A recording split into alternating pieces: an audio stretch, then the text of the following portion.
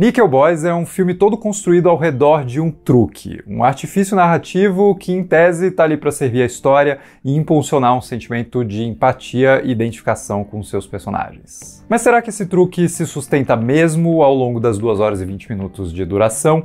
Ou será que ele é só uma distração que mais atrapalha do que contribui para a coisa toda? Vamos lá, vamos discutir a câmera em primeira pessoa que assume o olhar dos protagonistas desse indicado ao melhor filme no Oscar 2025 e que estrutura quase por completo a narrativa do filme numa escolha criativa impossível de se ignorar. Na trama, 2 jovens chamados Elwood e Turner são enviados para um reformatório juvenil na Flórida durante os anos 1960, no auge das leis segregacionistas nos Estados Unidos. O filme retrata, então, a amizade entre os dois e as dificuldades enormes e revoltantes que eles enfrentam nesse lugar corrupto, racista e muito violento. Com isso em mente, é fácil perceber a intenção do diretor Ramel Ross de usar a câmera em primeira pessoa para criar um vínculo muito direto entre nós, do lado de cada tela, e os protagonistas dessa história. Ele não quer que a gente só assista o que acontece com eles, mas sim que a gente viva essas experiências incorporando a forma como eles olham para o mundo, como enxergam um ao outro,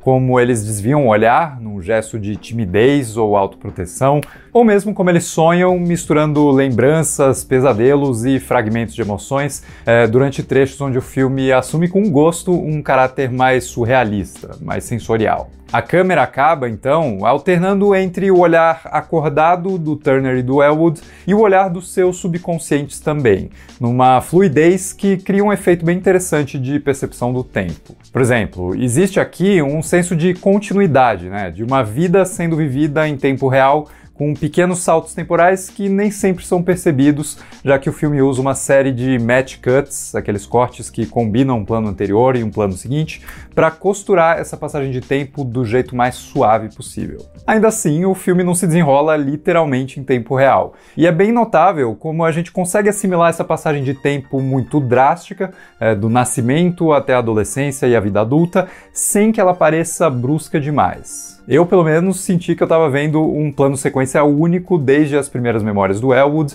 mas não foi isso que eu vi, Eu vi recortes dessa vivência, mas esses recortes são tão bem conectados que é fácil se entregar para a ilusão de ter visto uma vida passando em ritmo normal. Não sei se eu estou viajando demais, mas é meio por aí, Além disso, num contexto onde os Estados Unidos faziam vista grossa para as atrocidades cometidas, especialmente contra pessoas negras nesses reformatórios, é até simbólico o quanto a câmera em primeira pessoa é capaz de trazer uma visibilidade muito direta para esses personagens, já que eles são o objeto de atenção de todos ao seu redor. Eles são o ponto de convergência interativa cênica, para usar um termo inventado por mim mesmo agora. Tipo, os coadjuvantes, quando se dirigem a eles, precisam inevitavelmente olhar nos seus olhos, e por consequência nos nossos olhos, seja para demonstrar afeto, o que reforça o quanto eles são ou foram amados, ou mesmo para cometer abusos horríveis, e daí a câmera em primeira pessoa atua quase como um flagrante, impedindo o abusador de executar suas ações de forma escondida. Ele surge ali totalmente exposto e denunciado pelo olhar de uma das vítimas da sua crueldade. No mais, tem alguns momentos específicos que me chamaram muito a atenção, tanto pela beleza plástica da imagem, quanto pelo seu significado. Por exemplo, reparem como todo o início do filme parece esconder o rosto do Elwood, mostrando só alguns relances desse rosto em momentos pontuais. Quando ele enxerga a si mesmo no reflexo do ferro de passar da sua avó, que entra e sai de cena, revelando e escondendo a sua face. Ou então quando ele olha para a vitrine de uma loja de TVs, emoldurado por imagens do Martin Luther King, já antecipando uma semelhança de ideias entre o protagonista e esse grande ícone da luta racial nesse período histórico. Ou ainda, na janela do ônibus, quando ele observa 2 garotos andando juntos e se sente meio sozinho, talvez porque até ali ele nunca teve uma companhia como essa. E daí, o filme só revela o rosto do Elwood por completo quando ele se torna amigo do Turner, o co-protagonista da história. Nesse momento, o filme ganha o ponto de vista do Turner, que vira a segunda câmera em primeira pessoa da narrativa,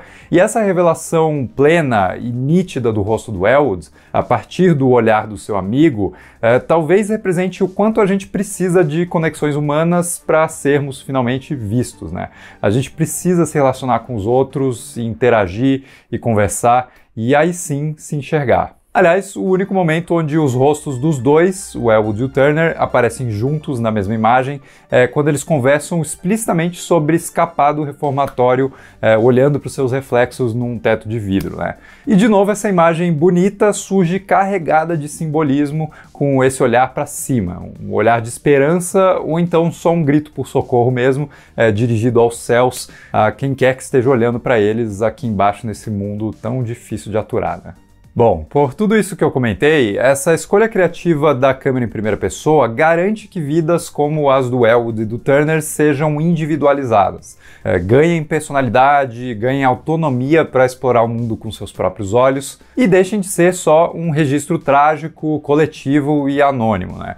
Uma casualidade numa investigação sobre o que ocorreu em reformatórios como esse tantos anos atrás. Eu acho até que isso é exatamente o que o autor do livro que inspirou o filme, o Colson Whitehead, procurou fazer com essa obra de ficção baseada em eventos reais. Sei lá, é bacana quando um material assim consegue ser traduzido para o cinema de um jeito que tira proveito do potencial da linguagem audiovisual e não só adapta o texto burocraticamente. Eu consigo imaginar uma versão de Nickel Boys que fosse muito mais quadrada, muito mais tradicional na sua abordagem e até muito mais piegas, né?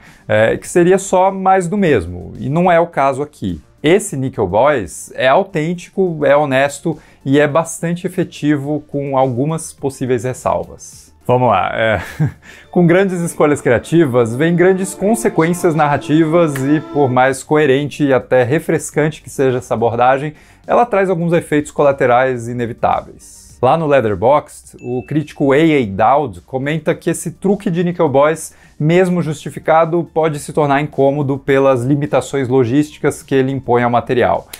Principalmente porque essa câmera em primeira pessoa é tão empática e tão bem intencionada que chega a ser meio frustrante como ela se torna cansativa e não tão eficiente em retratar algo simples, como uma conversa entre duas pessoas. Enquanto o filme funciona bem quando se entrega uma contemplação mais poética das memórias desses personagens, quando ele precisa funcionar como uma história normal, ele não consegue evitar um certo constrangimento que surge com os personagens conversando diretamente com a câmera, em planos longos que se esticam meio sem ritmo ou propósito definido. Além disso, o crítico comenta que esse truque acaba tornando a trama um pouco mais confusa de se acompanhar, principalmente no início, quando não existe o contraponto do Turner para servir como o outro lado desse olhar. Uma história que é bastante linear fica menos compreensível do que poderia ser caso houvesse um equilíbrio entre essa narrativa não convencional e algo um pouco mais regular. E eu não vou negar, tudo isso que o Dowd sentiu, eu senti também em menor ou maior grau,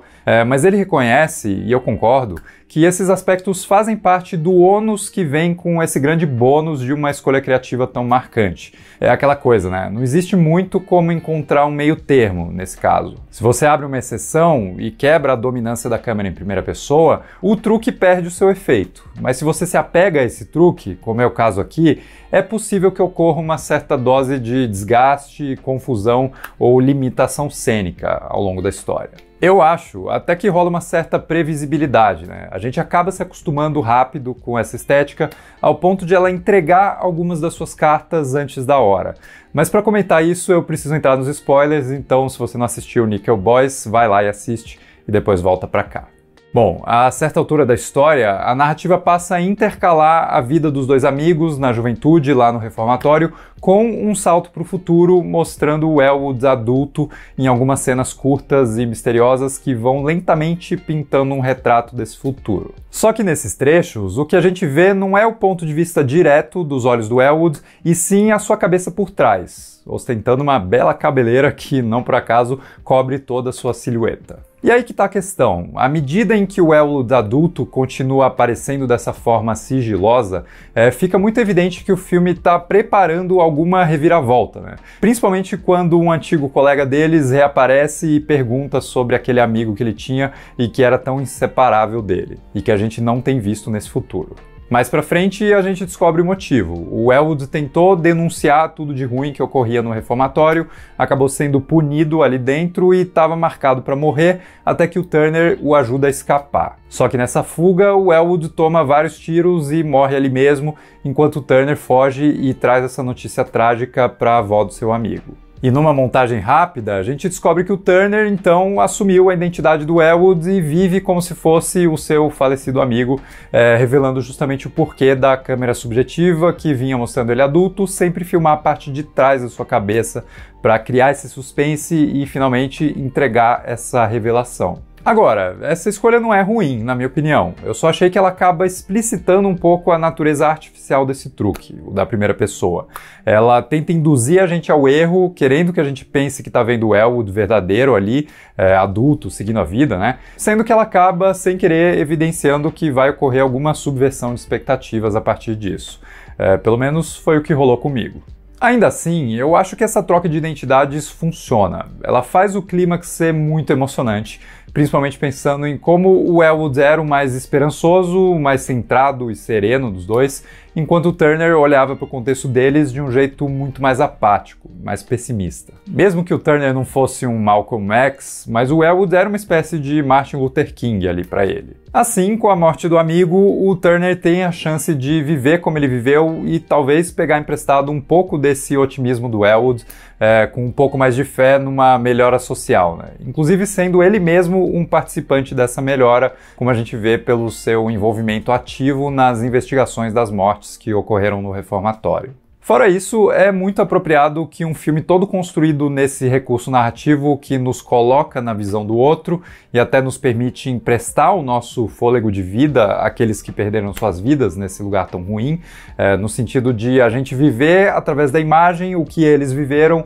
e assim lembrar daquilo que eles não podem mais lembrar. Enfim, é muito condizente que um filme que usa esse truque da primeira pessoa de um jeito tão coerente e honesto seja concluído com um dos seus protagonistas fazendo aquilo que a câmera em primeira pessoa faz, incorporando de vez o olhar do seu amigo, assumindo a sua vida e o seu nome e prolongando de alguma forma a sua passagem por esse mundo. De repente até adicionando uma série de conquistas sociais, pessoais e profissionais que poderiam ter sido do Elwood verdadeiro, caso ele sobrevivesse, mas que pelo menos vão poder pertencer ao seu nome, ao seu legado. É bonito demais, é coerente com a proposta estética e, para mim, faz valer a pena os poucos efeitos colaterais que surgem a partir dessa decisão criativa assumida com tanta firmeza pelo diretor. Mas diz aí nos comentários o que você achou de Nickel Boys, vamos continuar essa discussão. E se gostou do vídeo, não esquece de deixar um like, se inscrever no canal e a gente se vê no próximo vídeo.